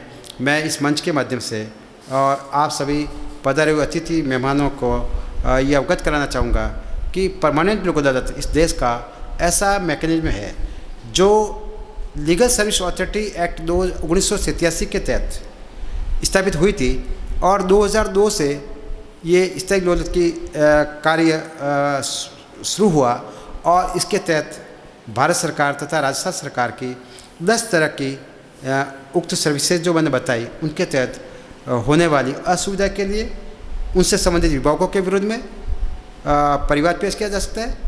और सबसे बड़ी बात इस अदालत की ये कि एक कम समय में सस्ता, सुलभ और शीघ्र बिना किसी न्यायिक शुल्क के ये निस्तारण होता है। तथा सबसे बड़ी बात इस न्यायालय की ये है, जिसको अपन ये कह सकते हैं अपनी सामान्य भाषा में, कि ये लोक न्यायालय है, पब्लिक न्यायालय है, क्योंकि पब्लिक यूटिलिटी सर्विसेज की ही सुनवाई होती है और इसमें होने वाले निर्णय जो आपसी समझाइश से या सुलह से प्री लिटिगेशन जो होते हैं तो उनका दोनों पार्टी मानने के लिए बाध्य है। यहाँ तक कि यदि किसी प्रकार की उस समझाइश या सेटलमेंट से दोनों में से एक पक्षकार आनाकानी करता है, उस परिस्थिति में स्थायी लोक अदालत उस प्रतिवादी को अपना रिटन स्टेटमेंट देने को कहेगा तथा दोनों पक्षकारों को बहस करने का कहेगा। दोनों पक्षकार बहस करने के बाद स्थायी लोक अदालत उस मुकदमे का गुणा अवगुण के आधार पर, मेरिट के आधार पर परिवाद का निस्तारण करेगी और वो जो जजमेंट दिया जाएगा, जो निर्णय दिया जाएगा, उससे दोनों पक्षकार मानने के लिए बाध्य रहेंगे। उस निर्णय के अगेंस्ट में भारत के किसी भी न्यायालय में रिवीजन या अपील नहीं हो सकेगी। साथ में यदि किसी विधिक बिंदु पर कोई त्रुटि रह गई है तो ऐसी परिस्थितियों में माननीय उच्च न्यायालय में अनुच्छेद 226 और 227 के तहत रिट पिटीशन दायर की जा सकती है। और उसमें भी आपने देखा होगा कि रिट पिटीशन दायर करने से पहले भी हाई कोर्ट ये देखता है कि वास्तव में लीगल बिंदु के आधार पर रिट की गई है या मात्र उसको लिंगर ऑन करने के लिए की गई है। वैसी परिस्थिति में ऑनरेबल हाई कोर्ट उसका 50% तक उस मुआवजा जमा कराने के बेस पर ही वो रिट पिटीशन दायर भी होती है। और इस स्थायी लोक अदालत की पालना के लिए सिविल न्यायालय को पावर दिए गए हैं कि जैसे सिविल न्यायालय की डिग्री मानने के लिए और उसकी पालना कराने के लिए सिविल न्यायालय बाध्य है डीम टू सर्विस, उसी प्रकार स्थायी लोक अदालत की सेवाओं को जो ऑर्डर हुआ है उसके लिए मानने के लिए भी सिविल न्यायालय बाध्य है। उसको निर्णय उसी के नियमानुसार करवाना पड़ेगा तथा उसके पालना करने के बाद संबंधित पक्षकार है उसको उसका मुआवजा या क्षतिपूर्ति या सेवा में त्रुटि जो हुई है जन उपयोगी सेवाओं से, उसके लिए उसका मुआवजा पारित किया जाता है। इसलिए इसकी जो मुकदमे का निस्तारण है बहुत ही शीघ्र, सुलभ, बिना किसी टेक्निकलिटी के होता है। सबसे बड़ी बात इस स्थायी लोक अदालत की ये कि इसमें प्राकृतिक न्याय, साम्य और निष्पक्षता के आधार पर निर्णय होते हैं। इस पर किसी प्रकार की टेक्निकल एक्ट लागू नहीं होते, किसी प्रकार के भारी भरकम पेचीदगी कानून दाव पेश लागू नहीं होते, जैसे कि भारतीय साक्ष्य अधिनियम, भारतीय सिविल प्रक्रिया संहिता के नियम या रूल्स इसमें लागू नहीं होते। ये अपने आप में एक अलग से एक सरल, सस्ता, शीघ्र न्याय दिलाने के लिए प्राकृतिक न्याय, नेचुरल जस्टिस के आधार पर इस स्थायी लोक अदालत की स्थापना की गई है।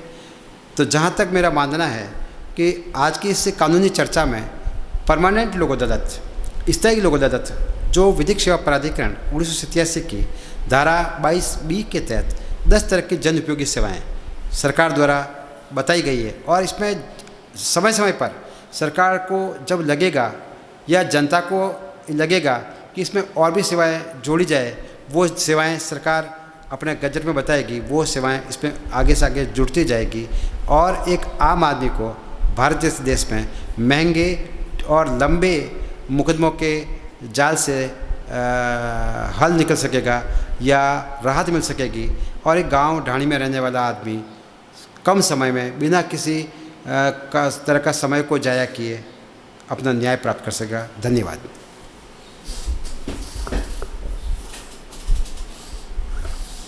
आज के कानूनी विशेषज्ञ श्री गजेंद्र सिंह राजपुरोहित, वरिष्ठ अधिवक्ता, स्थायी लोक अदालत के बारे में विस्तार से चर्चा करेंगे। आज के इस कानूनी चर्चा में गजेंद्र सिंह जी एडवोकेट व उनके सहयोगी अधिवक्ता दिनेश कुमार जी तथा गोविंद सिंह जी निम्बाड़ा तथा चार्टेड अकाउंटेंट श्री रणजीत जी जैन भी चर्चा करेंगे। नमस्कार, मैं सिमरन आप सभी का अभिवादन करती हूँ। आज स्थायी लोक अदालत में आने वाली जन उपयोगी सेवाओं की विस्तार से जानकारी प्रश्नोत्तरी के रूप में दी जाएगी।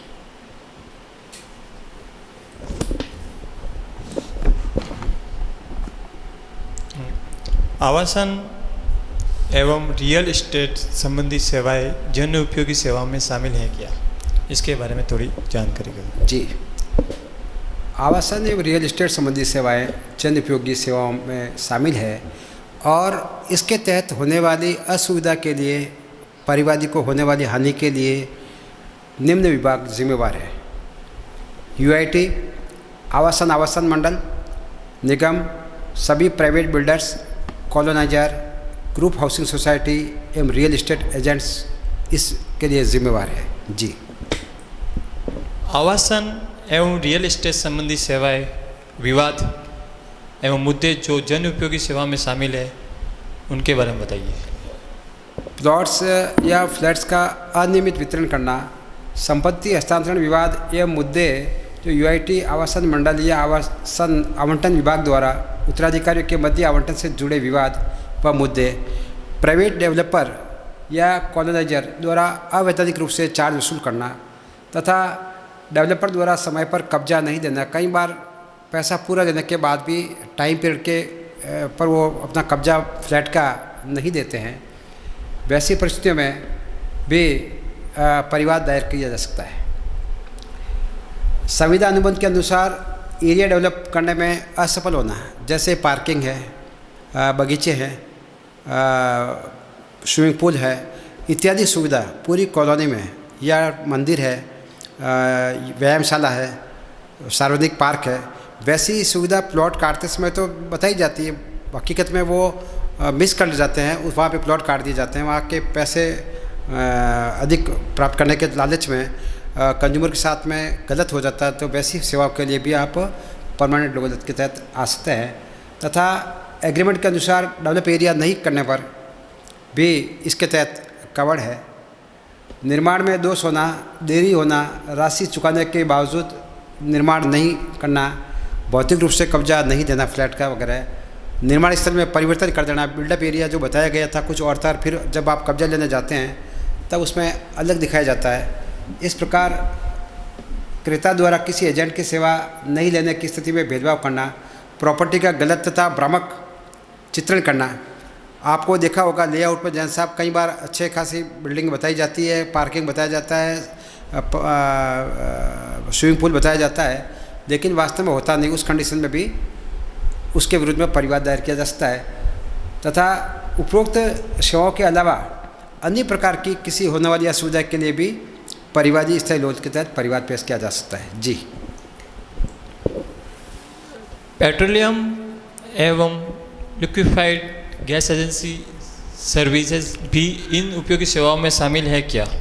जी, पेट्रोलियम तथा liquefied services gas agency services का मेरा सीधा सा बताना ये रहेगा कि एलपीजी सिलेंडर द्वारा जो कई बार गैस कम आई जाती है, कई बार सिलेंडर समय पे उपलब्ध नहीं कराए जाते हैं, कई बार गैस लीकेज हो जाती है, कई बार सिलेंडर फट जाते हैं, कई बार गैस एजेंसियों द्वारा दिए गए उपकरण हल्की किस्म के होते हैं, आईएसआई कैडर के नहीं होते हैं, मानक नहीं होते, वो गैस पाइप फट जाती है। कई बार जो ऊपर लगा रहता है सिलेंडर के ऊपर वो प्रॉपर रिसा हो जाता है और गैस की मात्रा भी कम पाई जाती है। तो वैसी परिस्थितियों के लिए petroleum liquefied gas services cover है। जी, शिक्षा एवं शैक्षणिक संस्था भी जन उपयोगी सेवा में शामिल है क्या, इसके बारे में थोड़ा अवगत कराइए। जी, शिक्षा एवं स्वास्थ्य संबंधी सेवाएं भी, शैक्षणिक सेवाएं भी इसके तहत कवर है। छात्रों को प्रोविजनल एडमिशन दिया जाता है, उस समय मनमाने ढंग से उसकी फीस वसूली जाती है। प्रोस्पेक्टस के तहत उसको बताया कुछ और जाता है और वास्तव में वो स्टूडेंट वहाँ अध्ययन के लिए जाते हैं तो वो सुविधाएं वहाँ यूनिवर्सिटी में, वहाँ कॉलेज में होती नहीं है। परीक्षा परिणाम समय पर प्रकाशित नहीं होते, इसके कारण उसका अगली क्लासों में उनका प्रमोशन नहीं होता। या वो कंपटीशन के लिए जिसके लिए वो फॉर्म भरते हैं वो वहाँ से वंचित रह जाते हैं क्योंकि यूनिवर्सिटी समय पर उनका रिजल्ट देती नहीं है।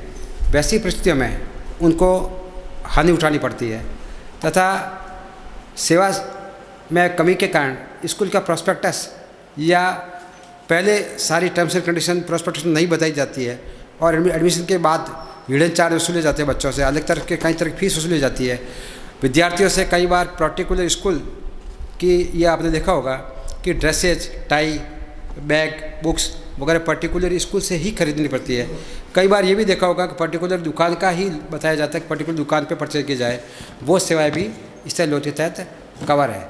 स्कूल के बारे में गलत प्रचार करना, जो सुविधा स्कूल में नहीं है वो सेवाएं बताना तथा आधारभूत सुविधाएं जैसे पानी, शौचालय, प्राथमिक चिकित्सा आदि प्रदान नहीं करना, जो प्राथमिक सेवाएं हैं उस सेवाओं की कमी के अगेंस्ट भी स्थायी लोन के तहत परिवाद पेश किया जा सकता है। जी सर, कौन कौन सी सेवाएं राज्य सरकार में शामिल है? जी सिमरन जी, बहुत अच्छा सवाल किया। मैं आपके इस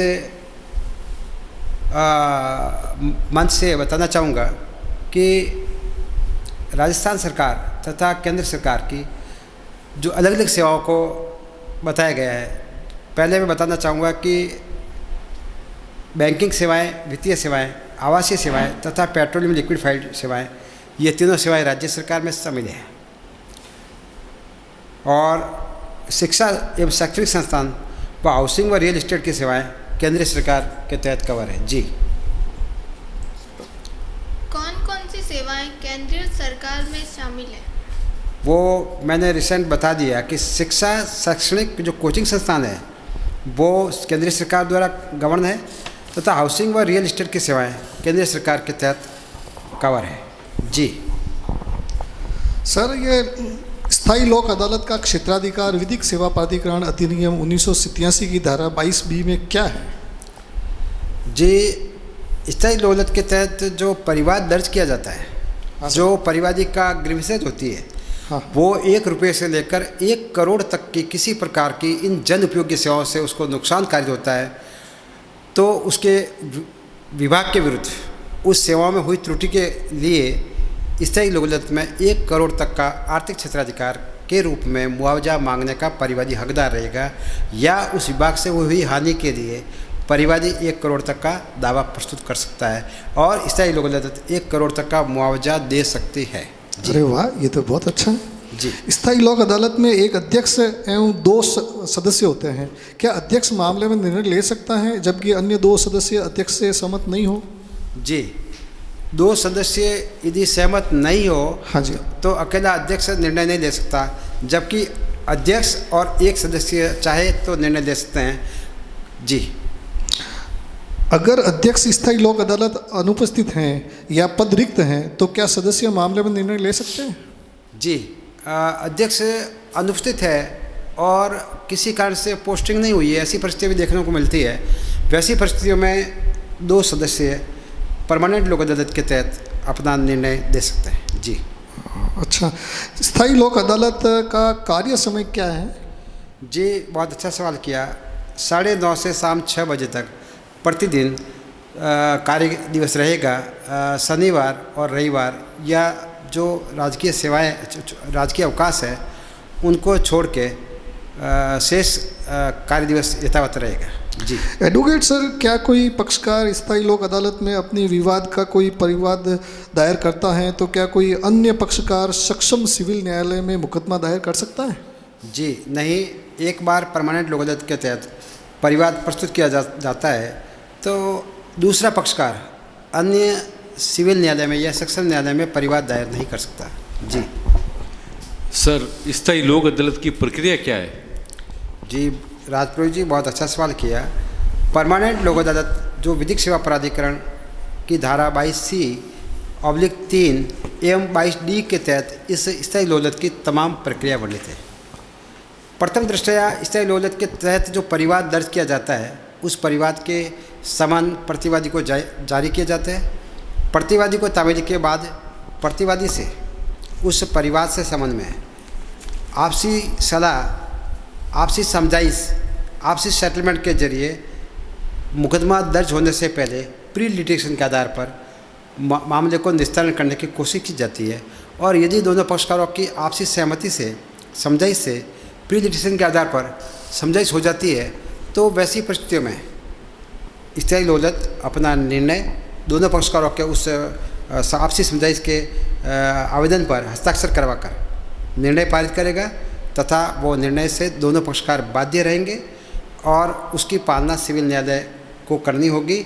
लेकिन कुछ परिस्थितियों में दोनों पक्षकार उस आपसी सेटलमेंट से सुलह नहीं हो पाती, उस परिस्थितियों में दोनों पक्षकारों को न्यायालय कहेगा कि आप आपका रिटर्न में जवाब दीजिए, बहस कीजिए, या न्यायालय उचित समझे उस संबंध में एविडेंस भी ले सकती है, और न्यायालय गुण अवगुण के आधार पर, इन द सेंस मेरिट के आधार पर उस मुकदमे का निस्तारण करेगी तथा वो मुकदमे का निस्तारण एक सिविल न्यायालय की डिक्री की भांति सिविल न्यायालय को उसकी पालना करनी होगी तथा संबंधित पक्षकार जिसको मुआवजा देने का आदेश पारित किया गया, अवार्ड पारित किया गया, वो मुआवजा सिविल न्यायालय के तहत पालना के तहत उसको परिवार को दिया जाएगा। जी, क्या स्थायी लोक अदालत किसी प्रचलित कानून CPC 1908 इंडियन एविडेंस एक्ट 1872 के से बाध्यकारी है? जी नहीं, मैंने जैसा कि बताया कि परमानेंट लोक अदालत प्राकृतिक न्याय, व्यवहार नीति, निष्पक्षता तथा नेचुरल जस्टिस के आधार पर ये प्रतिबंधित होता है।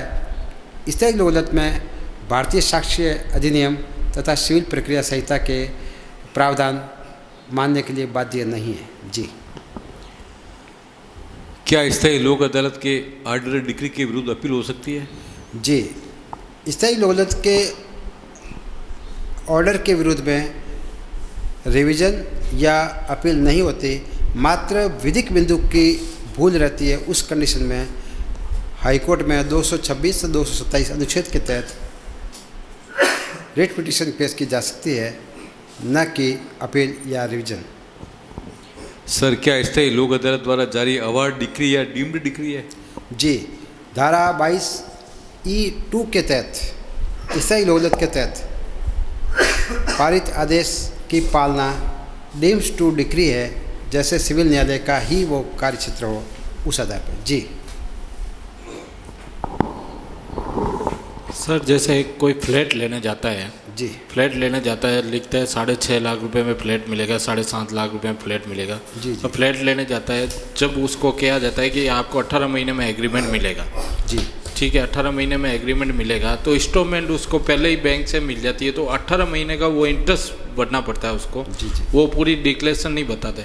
18 महीने होने के बाद में भी, अभी हमने कोरोना में देखा है कि 18 महीने उन्होंने इंटरेस्ट भरने के बाद में भी अभी 2.5-3 साल हो गए वो इंटरेस्ट भर रहे हैं, अभी उन्होंने फ्लैटों की शक्ल ही नहीं देखी।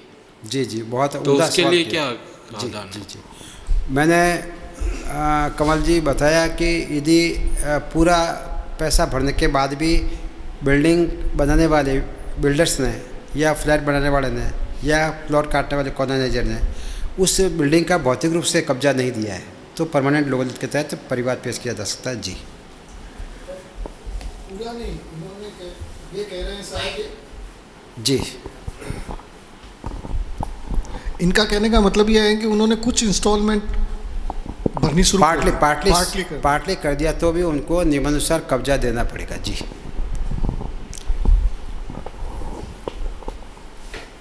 सब कोई बिल्डर्स जैसे बिल्डिंग काटता है, नक्शा बनाता है, और नक्शे में जैसे वो कहता है कि हम आपको ये 2 साल बाद पार्किंग दे देंगे या नीचे दुकानें बना देंगे या मॉल बना देंगे, और वो फ्लैट लेना पड़ता है, उसको पूरा इंस्टॉलमेंट देता है, वो 2 साल तक से 5-5 साल तक वो एरिया डेवलप ही नहीं होता है, तो उसके लिए क्या होगा? जी, जी, यदि उसकी टर्म्स एंड कंडीशन के अनुसार उसने वहाँ पे मॉल, वहाँ पे जिम, वहाँ स्विमिंग पूल, वहाँ पार्किंग, वहाँ पे पब्लिक पार्क वगैरह की व्यवस्था जैसे उन्होंने कहा है, या मंदिर बनाने की कोई घोषणा की है, या कॉमन सामुदायिक भवन भी या सभा हॉल बनाने की व्यवस्था भी जनरली उसमें कंडीशन में एस्टेब्लिश होती है, लेकिन वो ऐसा नहीं करते हैं तो उसके विरुद्ध में भी स्थायी लोक अदालत के तहत परिवाद पेश किया जा सकता है। मैं यहाँ ये भी बताना चाहूँगा कि जैसे पार्क की जहाँ तक बात आती है, तो पार्क में देखा होगा अमूमन नगर पालिका या JDA या नगर परिषद जो भी जहाँ की संस्था हो, स्वच्छता की जिम्मेदारी की संस्था होती है, वो उसकी प्रॉपरली केयर नहीं करती, प्रॉपरली वह पौधों को पानी नहीं पिलाया जाता, सफाई नहीं होती, तो ऐसे ऐसे जजमेंट भी हुए हैं रिसेंटली कि उन सफाई कर्मचारियों की वेतन से, व्यक्तिगत वेतन से उन कर्मचारियों की और जो उसका रिस्पॉन्सिबल अधिकारी है उनके सैलरी से पैसा काटा गया है।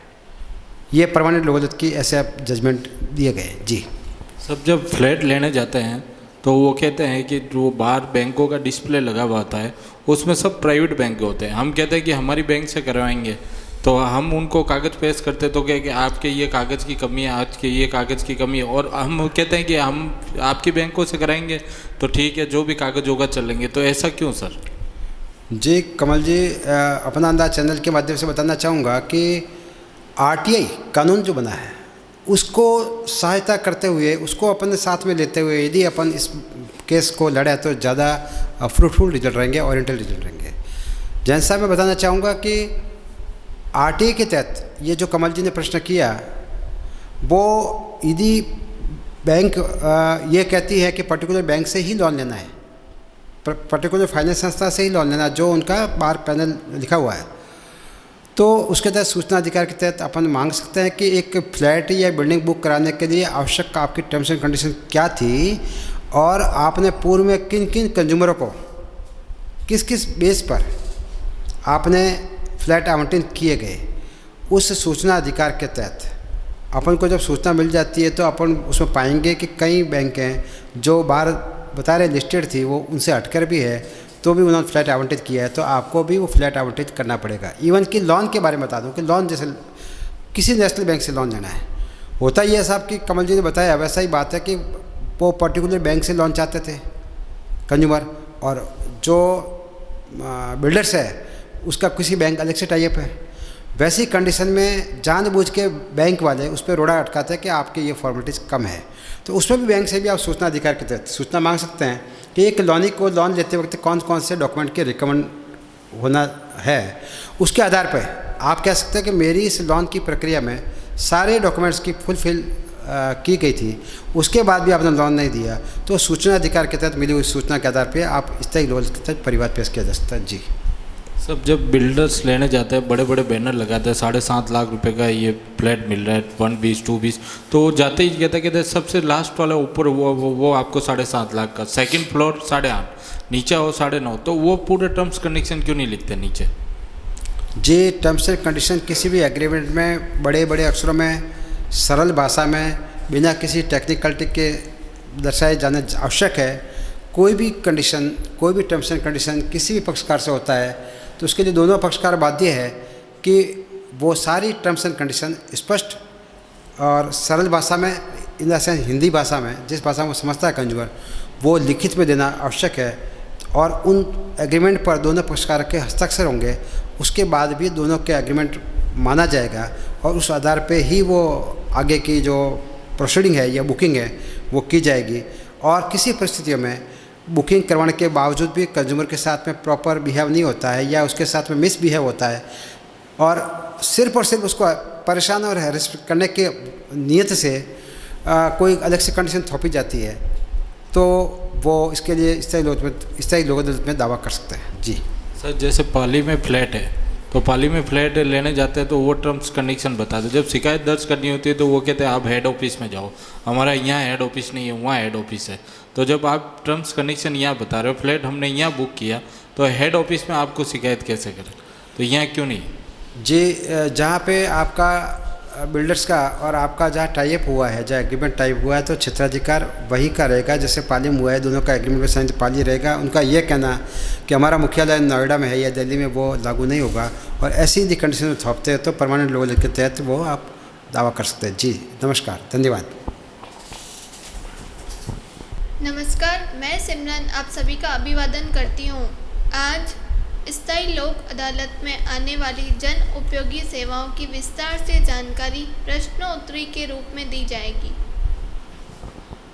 जी नमस्कार, मैं गजेंद्र सिंह राजपुरोहित एडवोकेट आपका तहे दिल से हार्दिक स्वागत करता हूँ। आज की इस कानूनी चर्चा में मैं गोविंद सिंह जी राजपुरोहित एडवोकेट का स्वागत करता हूँ और मेरे कलीग दिनेश कुमार जी एडवोकेट का स्वागत करता हूँ तथा पूरे तहे दिल से अपना अंदाज चैनल के bureau chief mister Kamalji Lalwani तथा उनकी पूरी टीम का शुक्रिया अदा करता हूँ। धन्यवाद। आज के इस कानूनी बिंदु बहुत ही अच्छा, बहुत ही रोचक तथा जन जन का प्रिय, मैं समझता हूँ इस भारत देश में इस कानून से सरल, सुंदर, सस्ता, शीघ्र न्याय देने वाला और कानून नहीं है। जी धन्यवाद। सर, स्थायी लोक अदालत द्वारा पारित अवार्ड का निष्पादन कैसे होगा? जी, स्थायी लोक अदालत के तहत जारी अवार्ड का निष्पादन सिविल न्यायालय के द्वारा जैसे अवार्ड पारित किया जाता है वैसे ही होगा। स्थायी लोक अदालत का अवार्ड पारित होने के बाद सिविल न्यायालय को ये अधिकार दिया गया कि उसकी डीम्स टू डिक्री जैसे खुद के न्यायालय द्वारा जारी की गई हो उसी प्रकार की उसकी पालना करवाई जाएगी। जी सर, स्थायी लोक अदालत द्वारा किस प्रकार के जन उपयोगी सेवाओं के मामले निर्णित किए जाते हैं? जी, स्थायी लोक अदालत के तहत कंपनसेशन, सेवाओं में कमी, धन वसूली आदि संबंधी जन उपयोगी सेवाएं धारा 22(1) के तहत विधिक सेवा प्राधिकरण 1987 के तहत कवर है, जिसमें परिवहन, रेलवे, यातायात, सड़क, चिकित्सा, शिक्षा, बैंकिंग, वित्तीय फाइनेंस तथा स्वास्थ्य व सफाई व्यवस्थाएं, पेट्रोलियम लिक्विफाइड सेवाएं और मेडिकल सेवाएं, जिसमें एलोपैथिक, आयुर्वेदिक, होम्योपैथिक, बंगाली और हाकिम तक की सेवाएं भी इसके तहत कवर है। वाटर एंड लाइट सप्लाई की सेवाएं भी कवर है। इस प्रकार स्थायी लोक अदालत के तहत 10 तरह की जन उपयोगी सेवाएं, जिसमें आवासन एवं रियल एस्टेट कवर है, बीमा कवर है तथा इसके अलावा भी समय समय पर राज्य सरकार तथा भारत सरकार जो सेवाएं घोषित करेगी वो इन सेवाओं के तहत जुड़ती जाएगी। जी सर, क्या कोई पक्षकार सिविल न्यायालय में कोई मामला लंबित रहने के दौरान जन उपयोगी सेवाओं हेतु स्थायी लोक अदालत में परिवाद लगा सकता है? जी, परमानेंट लोक अदालत के तहत एक बार परिवाद पेश करने के बाद उसमें दूसरा पक्षकार किसी अन्य न्यायालय में कोई तरह का परिवाद पेश नहीं कर सकता। जी सर, स्थायी लोक अदालत में जन उपयोगी सेवाओं के लिए परिवाद किस प्रकार से दायर किया जाएगा एवं क्या प्रक्रिया अपनाई जाएगी? मैं इस अपना अंदाज चैनल के माध्यम से बताना चाहूँगा आम जनता के दर्शकों को कि इसमें साधारण प्रार्थना पत्र की तरह परमानेंट लोक अदालत में, स्थायी लोक अदालत में एक परिवाद पेश किया जा सकता है और उसकी सूचना समन द्वारा प्रतिवादी को दी जाएगी। प्रतिवादी अपना लिखित में जवाब पेश करेगा और वादी और प्रतिवादी उस परिवाद मुकदमे के निस्तारण से पूर्व स्थायी लोक अदालत की मंशा रहती है कि आपसी समझाई से, सेटलमेंट से तथा सुलह से, एमिकेबली कहता है जिसको प्यार से, आपसी सहकार से उस विवादित बिंदु पर एक राय होते हैं तो स्थायी लोक अदालत को आगे उस प्रकरण की सुनवाई को नहीं बढ़ाते हुए उस आपसी सेटलमेंट के आधार पर उसे एग्रीमेंट किया जाएगा। दोनों पक्षकार के सिग्नेचर करवाए जाएंगे और उस दोनों पक्षकारों की सुलह के उस मामले का फाइनल डिग्री बनाई जाएगी, जो डिग्री की पालना सिविल न्यायालय द्वारा की जाएगी। तथा यदि किसी बिंदु पर दोनों पक्षकारों में से आपसी सहमति नहीं होती है, वैसी परिस्थितियों में इस स्थायी लोक अदालत के तहत विचाराधीन वाद को गुण अवगुण के आधार पर सुनवाई की जाएगी। कोर्ट यदि चाहे तो इसमें आवश्यक साक्ष्य भी ली जाएगी। संबंधित परिवादी को उसके संबंधित दस्तावेज मांगेगी। प्रतिवादी भी अपना चाहे तो उसके समर्थन में शपथ पत्र, साक्षी हेतु अतिरिक्त दस्तावेज तथा आवश्यक समझे तो साक्ष्य भी प्रस्तुत कर सकता है। उसके बाद में वादी और परिवादी तथा प्रतिवादी अप्रार्थी दोनों पक्षकारों की आपसी बहस होने के बाद न्यायालय उस निष्कर्ष पर पहुंचेगा कि इस प्रकरण में परिवादी के साथ में या अप्रार्थी के साथ में अनजस्टिस किसके साथ में हुआ है, वो प्राकृतिक न्याय के सिद्धांतों के आधार पर, निष्पक्षता के आधार पर, साम्य के आधार पर जो सही निर्णय होगा वो पारित करेगा और उस निर्णय की पालना सिविल न्यायालय को करनी होगी। जी सर जी, क्या पक्षकार को व्यक्तिगत रूप से उपस्थित होना अनिवार्य है इस परमानेंट लोक अदालत में? जी नहीं, परमानेंट लोक अदालत में किसी भी पक्षकार को व्यक्तिगत रूप से उपस्थित होना आवश्यक नहीं है, लेकिन समझाइश के स्तर पर जहाँ समझौते की बात होती है उस परिस्थिति में पक्षकार को उपस्थित होना आवश्यक है, मगर प्रत्येक सुनवाई की तारीख को या बहस की तारीख को उपस्थित होना आवश्यक नहीं होगा। सर जी, क्या कोई कोर्ट फीस आवश्यक है इस अधिनियम में?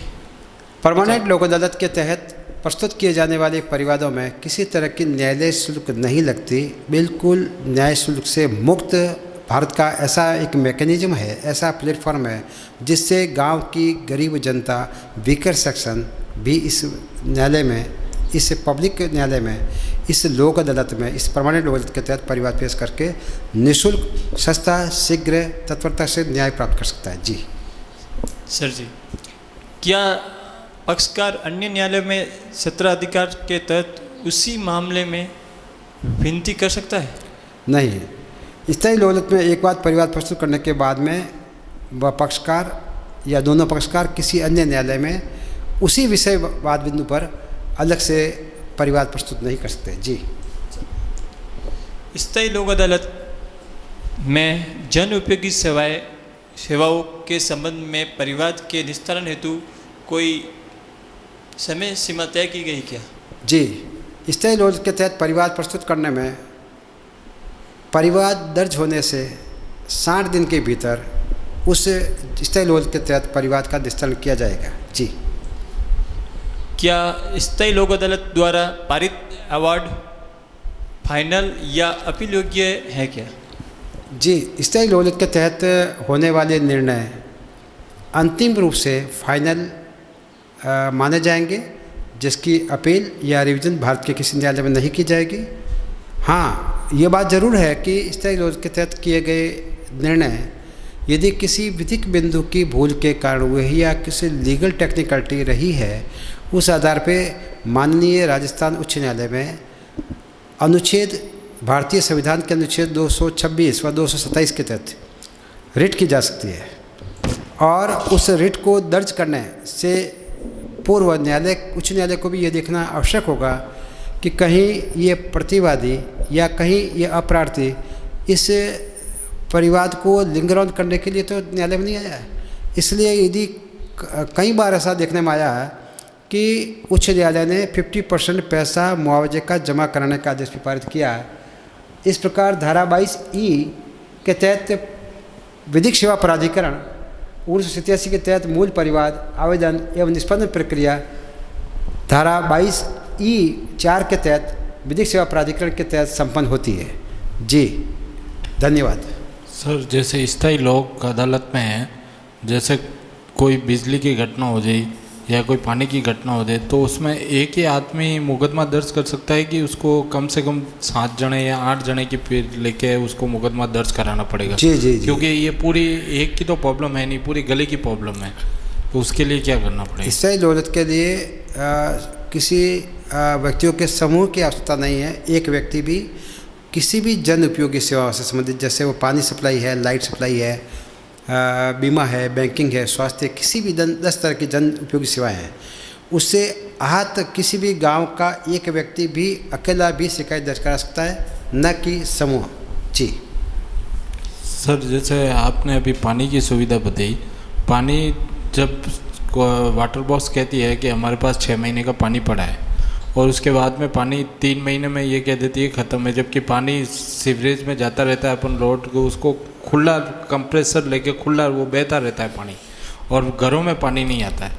उसके लिए क्या है, जैसे गली से बाहर निकलते 1 फुट की या 10 फुट की दूरी में वहाँ से लीकेज है। जी जी, और वहाँ पानी नहीं आ रहा है।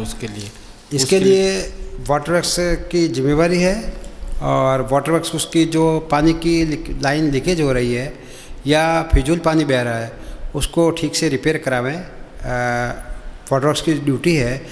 रही बात पानी के स्टोरेज की बात है कि वो जनता का प्रथम कर्तव्य है कि प्रत्येक व्यक्ति को भोजन व पानी की व्यवस्था उपलब्ध करावें। इसके लिए पहले पीने के पानी की व्यवस्था करवानी होगी, उसके बाद अतिरिक्त पानी यदि बचता है तो वो किसानों की सिंचाई के लिए, वो उद्योगों की, इंडस्ट्रीज के यूज़ के लिए।